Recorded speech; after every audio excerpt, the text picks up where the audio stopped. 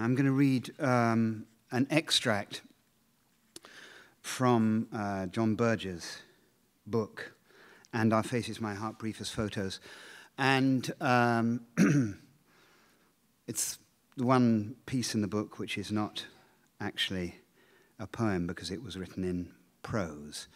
So I suppose one of the things that John Berger says in his book is that poems, even when narrative, are not like stories. Stories are all about battles of one sort or another which end in victory and defeat, whereas poems cross the battlefield, listening to the cries of the triumphant and fearful, and they bring a kind of peace. In other words, they listen. And I've always felt with this particular feeling is that the word, with this particular piece, is that the words are listening. It joins, and the act of listening joins, just as love joins. Love's opposite is separation, and death separates eternally. It's an unbridgeable gap that we constantly yearn to close as we pledge to love eternally. My father was an archaeologist, but he thought of himself very much as a scientist. He knew about bridging gaps. There were bones he dug which were more fragile than the earth that surrounded them. Shards of flint were reassembled to reveal the hands that napped them. He uncovered, analyzed, reassembled artifacts, suggesting conjunctions that revealed a truth about our past and joined us with it. And this is what Berger does.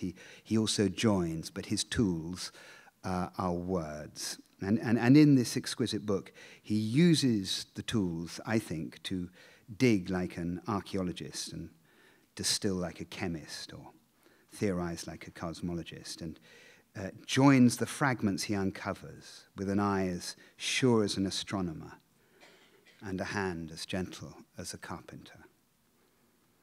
In this poem written in prose, he does something extraordinary. He joins love, and for me, he joins it with his enemy, separation.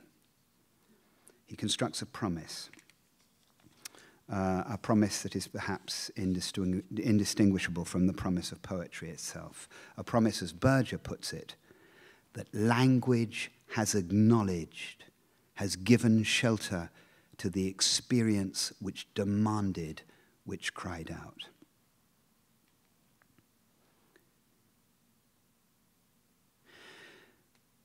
What reconciles me to my own death more than anything else is the image of a place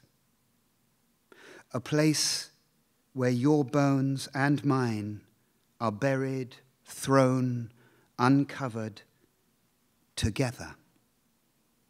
They're strewn there pell-mell. One of your ribs leans against my skull.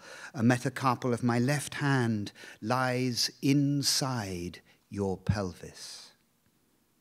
Against my broken ribs, your breast, like a flower.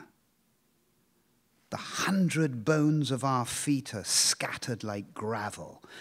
It is strange that this image of our proximity, concerning as it does mere phosphate of calcium, should bestow a sense of peace.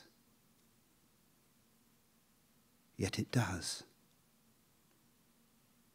With you, I can imagine a place where to be phosphate of calcium is enough.